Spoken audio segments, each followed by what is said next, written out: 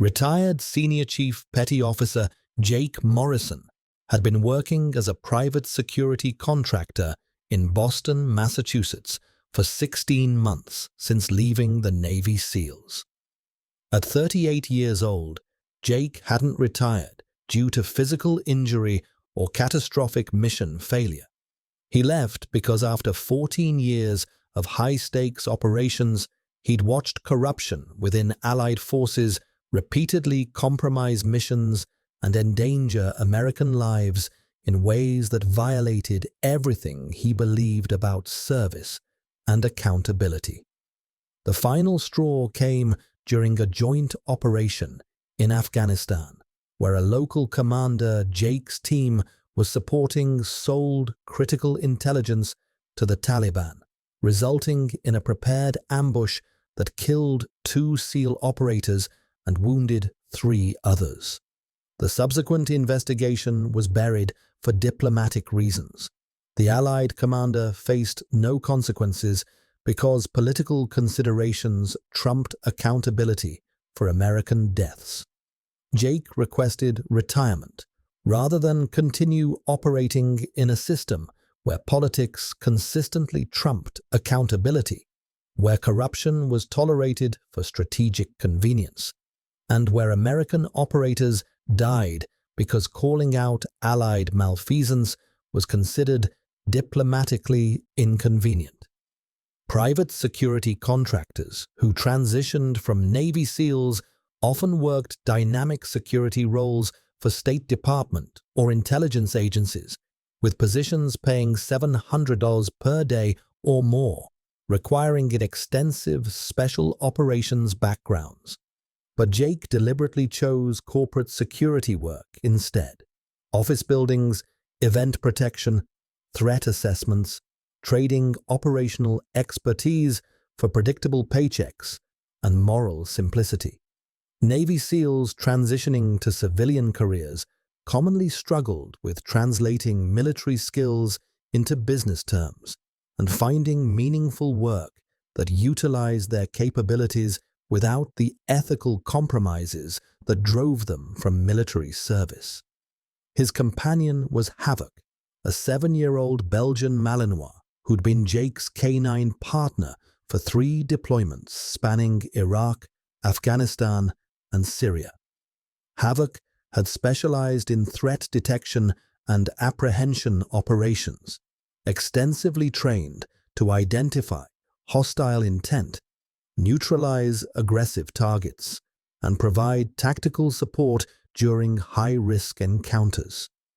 When Jake retired voluntarily, Havoc retired with him under the military working dog adoption program. The Belgian Malinois maintained operational behaviors constantly, scanning crowds for threats with tactical precision, positioning himself protectively near Jake in public spaces, exhibiting hypervigilance that civilians found intimidating, but Jake understood as professional readiness that didn't turn off just because deployment ended. On a humid August evening, at 22:40 hours, when Boston's summer heat made the air thick and uncomfortable, Jake was walking Havoc through Boston Common after completing a late security shift at a downtown hotel. It was a routine he'd maintained for months, late-night walks that burned off Havoc's energy and Jake's persistent insomnia simultaneously. As they passed near the Charles Street entrance, Jake heard sounds that triggered immediate tactical assessment. A woman screaming in genuine distress, a dog barking aggressively with panic evident in the vocalization, a man shouting threats with rage distorting his words, and underneath it all, the distinctive sound of physical violence occurring, impacts of flesh on flesh that combat veterans recognize instantly. Jake's combat instincts activated immediately. He moved toward the sound with Havoc at controlled heel position, both operator and K9 transitioning seamlessly from routine walk to operational mode. 30 yards into the park, near a poorly lit pathway where trees blocked ambient city lighting, Jake saw a scene that made his tactical assessment immediate and severe. A uniformed Boston police officer, female, approximately late 20s, was on the ground being systematically beaten by a male approximately 6'2", 240 pounds, wearing expensive designer clothing suggesting wealth. Beside the officer was her canine partner, a German shepherd in tactical vest, struggling violently against a heavy chain that had been deliberately wrapped around its collar and anchored to a park bench, preventing the dog from engaging to protect its handler. The male attacker, later identified as Vincent Vinny Castellano, age 31, was delivering systematic kicks to the downed officer's torso and head while shouting threats that revealed critical tactical information. "You don't know who I am. You don't touch a Castellano. My father owns this city. You're done. Your career is done." The officer was attempting to defend herself, but she was outweighed by approximately 80 pounds, clearly disoriented from what appeared to be initial head trauma sustained early in the assault, and unable to reach her service weapon or radio effectively while defending against continued strikes. Jake's threat assessment was instantaneous and comprehensive. This was aggravated assault on a law enforcement officer in progress. The canine had been deliberately neutralized to prevent defensive intervention, and the attacker's statements explicitly referenced organized crime connections. Castellano was a known Boston Mafia family name with documented ties to illegal operations, political corruption, and witness intimidation. This wasn't a random assault or a confrontation that escalated accidentally. This was someone with institutional protection attacking a cop who had probably tried to arrest or question him, someone who believed his family connections made him immune to consequences.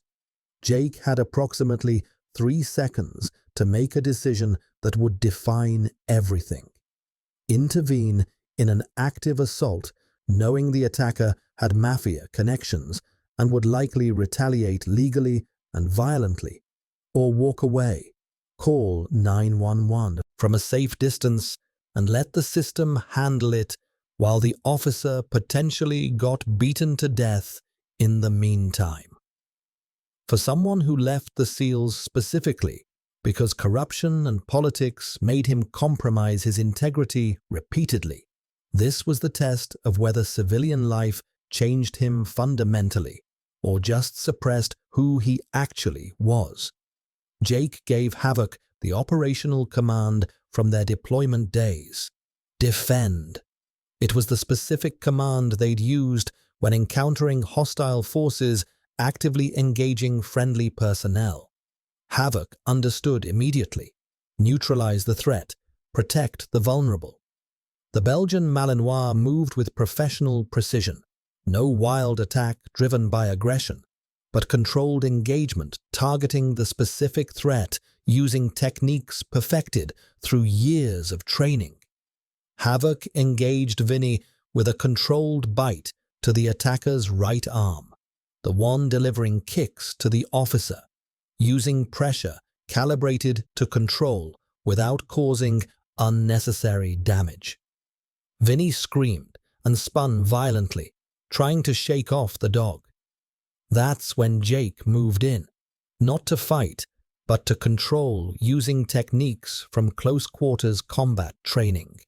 Applied a rear naked choke that cut blood flow to Vinny's brain without causing permanent damage, maintained perfect control despite Vinny's size advantage, and held the position until Vinny lost consciousness in approximately 8 seconds. Jake then transitioned smoothly to a ground control position that completely immobilized the larger man until backup arrived. The entire engagement, from Havoc's initial bite to Vinny's unconsciousness, lasted exactly 17 seconds. Jake maintained control position while calling to the officer.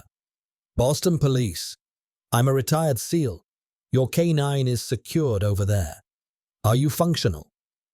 The officer, later identified as Officer Rachel Torres, 28, 6-year veteran with the K9 unit, was bleeding from a scalp laceration, but conscious and oriented. "Who are you?" she managed through pain. Jake's response was calm and professional. "Someone who doesn't walk past cops getting beaten. Can you radio for backup?"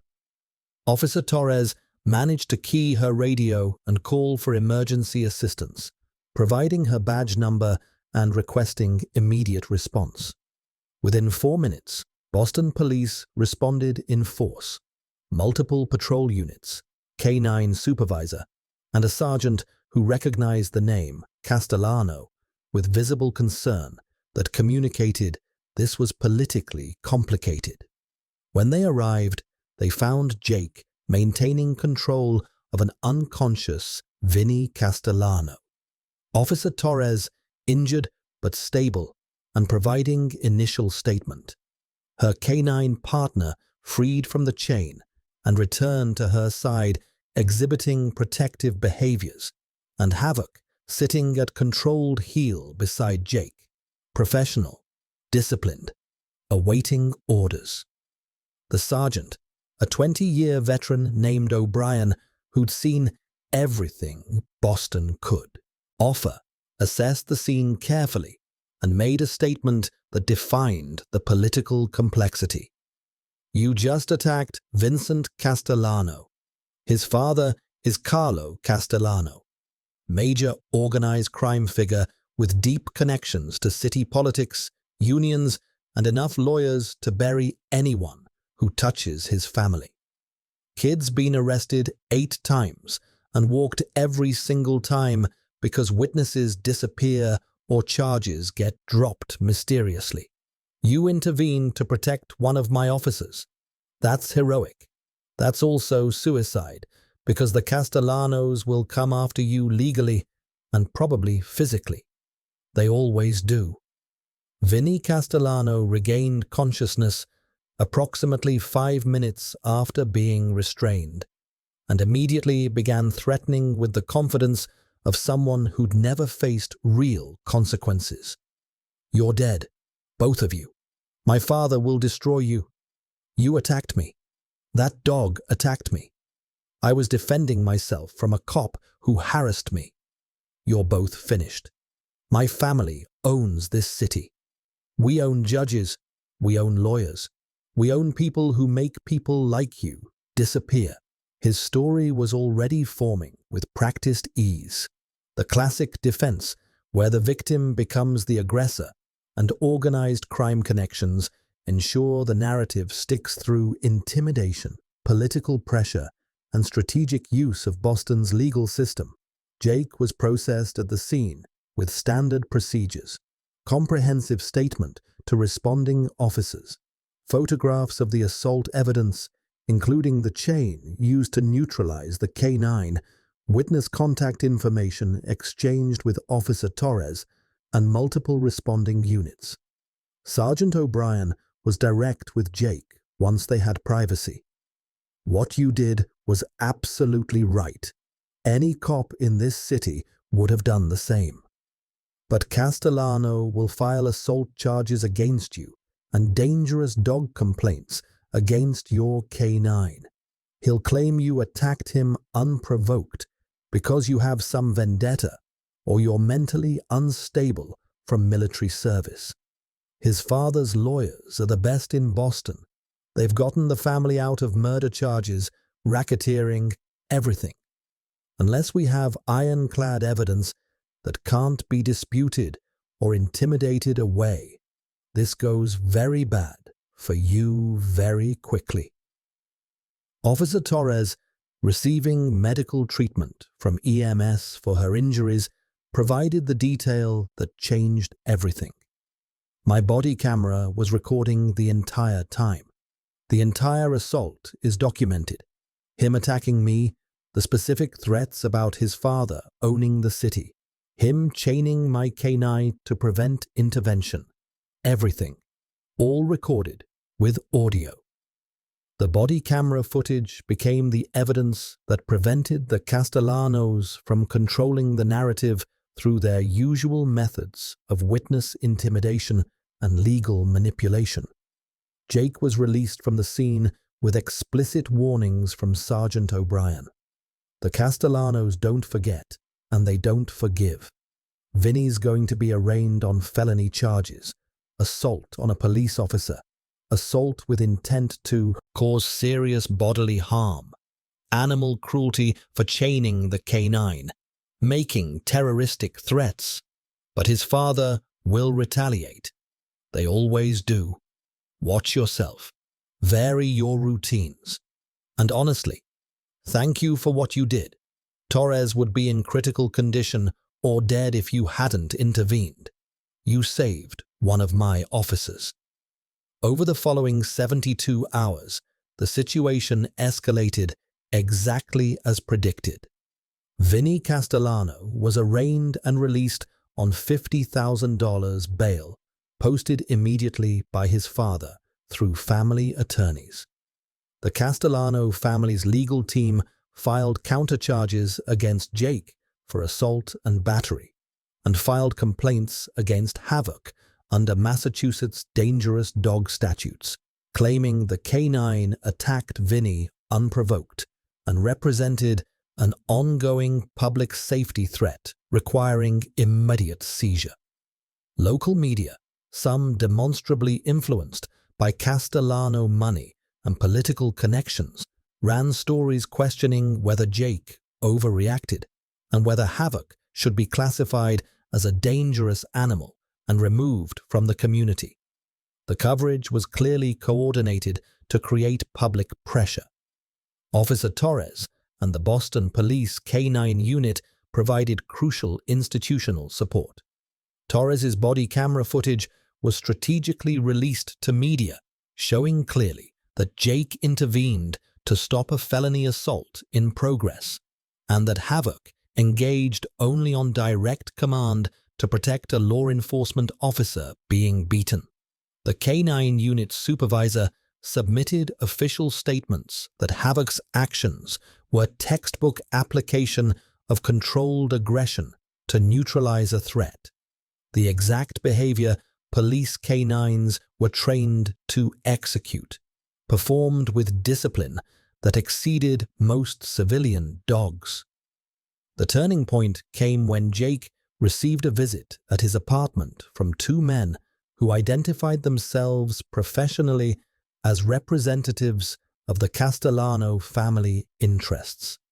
They wore expensive suits, spoke in measured tones, and delivered their message with clarity that avoided explicit criminal threats while communicating them perfectly. Mr. Castellano Sr. wants you to understand that continuing to cooperate with prosecution against his son would be unfortunate for your future employment opportunities and personal safety, one representative said calmly. Drop the assault charges. Control your dog. Move on. Everyone walks away. That's how these situations resolve in Boston when people are smart about their choices.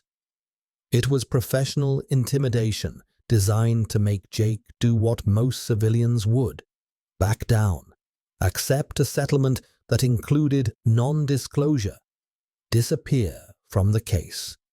For someone who left the SEALs because corruption and politics made him compromise integrity, this was the moment that defined whether Jake learned anything or just exchanged one corrupt system for another. Jake's response shocked the Castellano representatives with its directness. I intervened because a cop was being beaten. and her canine was deliberately neutralized to prevent protection. That's not something I walk away from because someone's father has money and connections. Tell Mr. Castellano that his son committed felony assault on a law enforcement officer in front of witnesses with video documentation. If he wants to retaliate against me legally or physically, that's his choice. But I'm not backing down. I'm not dropping cooperation with prosecution. And my dog isn't being seized because your family doesn't like accountability. The representatives left with poorly concealed anger, exchanging looks that communicated this wasn't the response they expected or wanted. Jake knew he'd just escalated a situation that most people would de-escalate through compromise, but he also knew that backing down would validate everything he hated about the corruption that drove him from the SEALs. The idea that powerful people face no consequences when holding them accountable becomes inconvenient. Sometimes principle costs more than pragmatism, and Jake had decided he was willing to pay that cost. The situation reached crisis level when the Castellano family leveraged their extensive political connections. A city councillor they'd funded for years introduced emergency legislation to ban military-trained attack dogs within Boston city limits, specifically targeting Havoc and other retired military working dogs. The legislation was transparently retaliatory, written with language that would force Jake to surrender Havoc to animal control or leave Boston entirely within 30 days. But it had enough political support from councillors who'd received Castellano family campaign donations to potentially pass. Officer Torres and the Boston Police K-9 unit organized immediate opposition. Dozens of canine handlers testified at city council hearings about the value of military-trained dogs in law enforcement and civilian life, providing documentation of retired MWDs who'd saved lives, prevented crimes, and contributed positively to communities. Veteran organizations mobilize rapidly, arguing that punishing retired military working dogs for protecting police officers sent a dangerous message that discouraged intervention in emergencies. Media coverage shifted when investigative reporters began documenting the Castellano family's history of witness intimidation, political manipulation, and the pattern of charges being dropped whenever someone fought back. The climax arrived at the city council vote on the proposed legislation. Jake attended with Havoc, surrounded by canine handlers in uniform, veterans wearing SEAL insignia, and Officer Torres, who, despite still recovering from her injuries with visible bandaging, insisted on testifying. She provided devastating testimony that made the political calculation impossible to ignore. I was being beaten by a man whose family connections have kept him immune from consequences for 31 years. 8 prior arrests, 0 convictions. My canine was deliberately neutralized with a chain. If Jake Morrison and Havoc hadn't intervened, I would be dead or permanently disabled. Now the Castellano family wants to ban the dog who saved my life. This isn't about public safety. This is about organized crime using city government to retaliate against accountability. Vote no, or admit publicly that Boston works for the Castellanos, not its citizens. The legislation failed 8-5.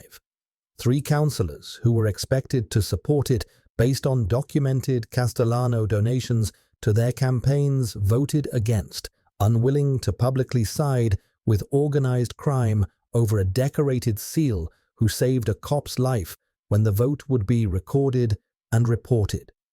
Vincent Castellano's trial proceeded despite his family's extensive attempts to delay proceedings and dismiss charges through legal maneuvering. The body camera footage proved damning.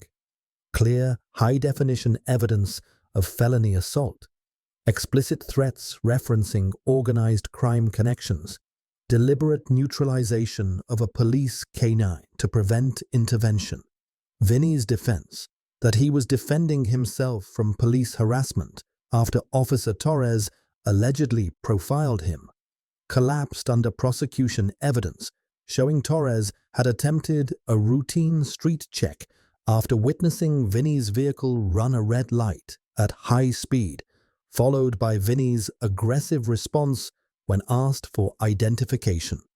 The trial included testimony from multiple witnesses who'd observed the assault, forensic analysis of Officer Torres's injuries consistent with sustained beating, and expert testimony about the deliberate nature of chaining the K9 to prevent defensive intervention.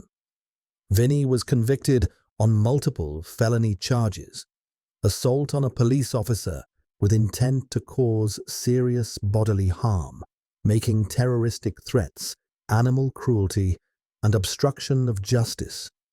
He was sentenced to 8 years in state prison, with no possibility of early parole. One of the few times a Castellano family member had faced genuine consequences for criminal behavior. The conviction sent immediate shockwaves through Boston's organized crime structure. The Castellanos' carefully cultivated reputation for invulnerability was broken publicly, and competing families began challenging their influence in territories and operations they'd controlled through intimidation for decades.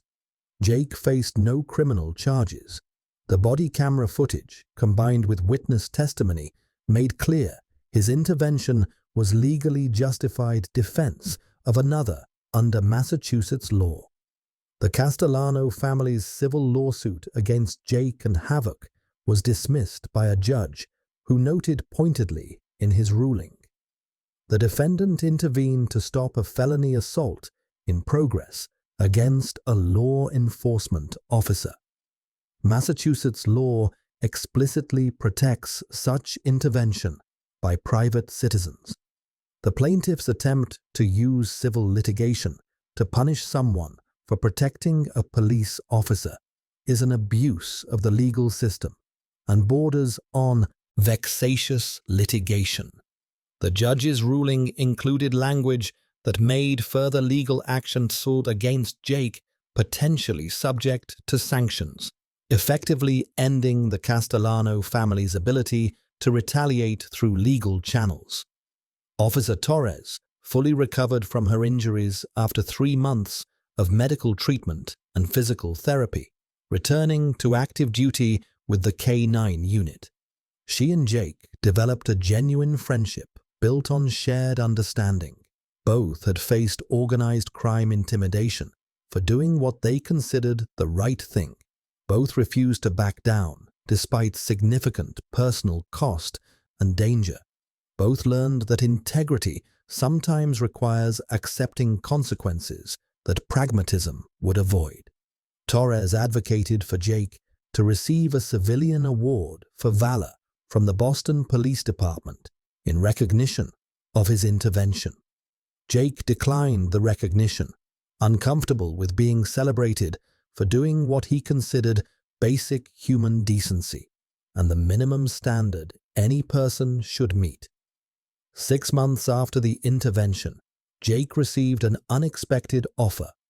The Boston Police K9 unit supervisor asked if he'd be interested in civilian contractor work, training K9 handlers in advanced threat response and controlled aggression techniques. The position would allow Jake to apply his SEAL and military working dog handling experience while working alongside law enforcement who actually valued accountability over political convenience. something he'd been seeking since leaving the SEALs. Jake accepted, finally finding work that aligned with his skills and principles rather than requiring him to suppress both for a paycheck. 12 months after that August night, Jake and Havoc participated in a Boston police canine demonstration event, showing how military-trained dogs execute controlled engagement against threats while protecting civilians and officers without causing unnecessary harm. During his presentation to an audience of law enforcement, military veterans, and community members, Jake was asked the question everyone wanted answered. You intervened, knowing the Castellano family would retaliate legally and possibly physically. Why risk your safety and your dog's future for a stranger? Jake's answer became widely quoted in veteran and law enforcement communities across the country. I left the SEALs because corruption within Allied forces made me compromise my integrity repeatedly. American operators died because calling out malfeasance was politically inconvenient. I wasn't going to repeat that mistake in civilian life by walking past a cop being beaten just because her attacker had organized crime connections that made intervention complicated. Havoc and I are trained to protect people who can't protect themselves. That doesn't stop being true just because it's politically complicated or personally dangerous. Sometimes the right call is the one that costs you something significant. If doing the right thing was always comfortable and safe, everyone would do it without hesitation. The fact that it's hard, that it has consequences, is exactly why it matters. Integrity means nothing if you only have it when it's convenient. The presentation included demonstrations of Havoc's controlled aggression techniques, showing how military working dogs could engage threats with precision that minimized harm while maximizing control. 18 months after the intervention, Jake expanded his work beyond Boston police training to include consultation with other law enforcement agencies across New England seeking to improve their canine programs using military working dog methodologies. He also began mentoring retiring Navy SEALs through the transition process, helping them find meaningful work that utilize their capabilities without requiring the ethical compromises that drove many from military service. The hardest part of transitioning isn't finding work, Jake told one group of retiring SEALs. It's finding work that matters. Corporate security pays well, but it's hollow. You can make $700 a day doing contract work overseas, but you're often supporting the same political compromises that made you leave. Find something that aligns with who you actually are, not just what you're qualified for. Sometimes that means accepting less money for more meaning. 2 years after that August night in Boston Common, Jake received recognition from the Congressional Medal of Honor Society for civilian valor, an award he initially declined but eventually accepted at Officer Torres's insistence that his story needed to be told publicly. During the ceremony, Carlo Castellano, Vincent's father, was indicted on federal racketeering charges. The investigation had been triggered by increased scrutiny following his son's conviction and Jake's refusal to be intimidated. Federal prosecutors used the body camera footage and subsequent investigation to build cases against multiple Castellano family operations. The mobster's son, who attacked a cop, and her canine learned that his father's money and connections couldn't protect him when a retired SEAL refused to walk past injustice and when video evidence made witness intimidation irrelevant. Jake Morrison discovered that leaving the military didn't mean leaving behind the principles that made him a warrior. It just meant finding new battles where those principles actually mattered more than politics, where protecting the vulnerable required risking everything, and where sometimes the most important intervention happens not on a battlefield overseas, but on a dark pathway in Boston Common. Someone had to decide if integrity was worth the cost of refusing to compromise when everyone expected him to just walk away and let corruption win again. Jake chose integrity. Havoc chose his handler. Officer Torres survived. And Boston learned that organized crime's greatest vulnerability isn't law enforcement. It's ordinary people who refuse to look away when looking away would be easier, safer, and infinitely more comfortable than standing up and saying, "Not today, not here, not while I'm watching."